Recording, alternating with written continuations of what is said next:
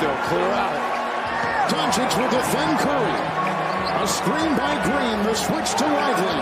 Three. Curry.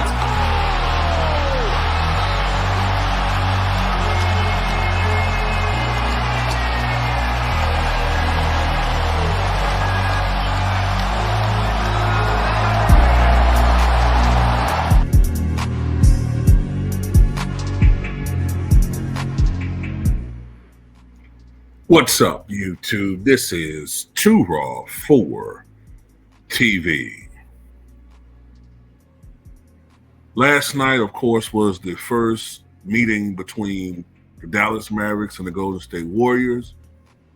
And the only reason why that's of any significance, of course, is because during the offseason, longtime splash brother of Steph, Klay Thompson, left in free agency to join the Dallas Mavericks. Now, I don't want to rehash into why that's the case, but for all intents and purposes, the future plans for the Golden State Warriors didn't really include Klay Thompson. And, you know, look, the season is still young, and I don't ever want to give the I don't ever want to give the impression that Klay's efforts with the Warriors were not significant, because they were. I think that he's very underappreciated by today's Warriors fans, and I have an issue with some Curry fans who seem to want to marginalize or minimize the exploits and the production of Klay Thompson whenever it's talked about. But the fact that the Warriors are now 9-2, while Dallas is 5-6, does seem to indicate that while Klay's contributions were significant, the team can successfully move on, and maybe they made the right move moving on from Klay Thompson. Klay's having himself a good year from last time I checked. I don't know his exact numbers. I don't know Steph Curry's exact numbers, but I do know this. Last night was probably the most electrifying and the most playoff intensity level game we've had so far in this young 2024-25 NBA season. Now, I think, I'm trying to remember the numbers now, I think Steph Curry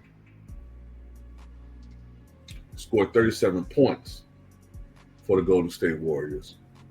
Luka had 30-something. I can't remember off the top of my head what he had, but 30-something.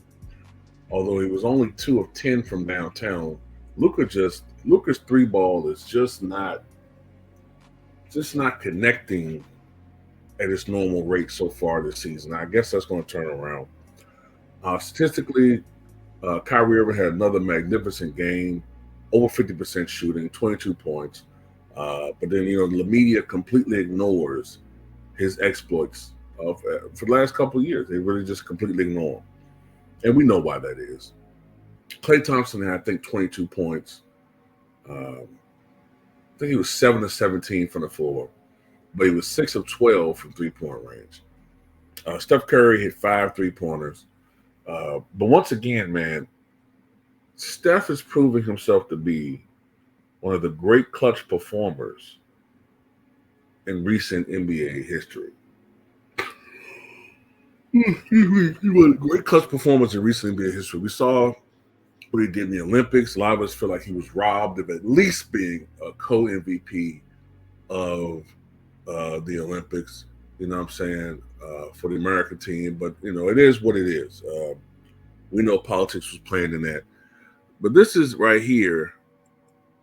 Now, I got to say, a lot of this is, let's just say, ninja gossip. I don't know how true this is, but this is something that's been reported. But, you know, take it with a grain of salt. So it's been reported the anonymous Mavs player said last night that Steph Curry went into the Dallas Mavericks locker room. He tapped Klay Thompson on the leg and said, "Lace him up. It's going to be a long fucking game." You know, of course, him and Klay have longtime teammates. They were teammates for what? If you include the years in which Klay was out due to those terrible injuries, they were teammates for like 13 years, I think it was. They won 4 NBA championships together. They appeared in, I think, 6 NBA finals, I believe it is. Great success. I mean, so that's a finals appearance almost every other year. And if you take out the years that he was hurt, that's more than a final appearance every 2 years. That's 6 final appearances in 11 years, if you take out the seasons when he was hurt. So that's a tremendous rate of success.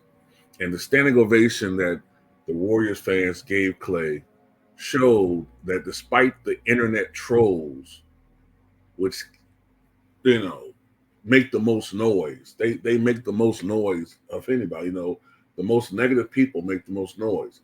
But the great silent majority, overwhelming silent majority of Warrior fans appreciate Klay Thompson's efforts. They know he was essential to those championship teams, and they showed their appreciation.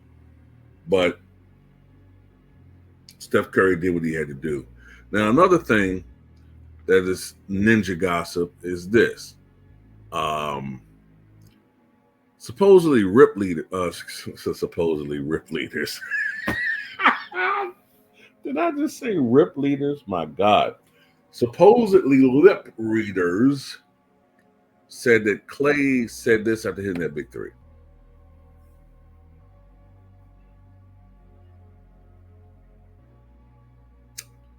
"This my ish here.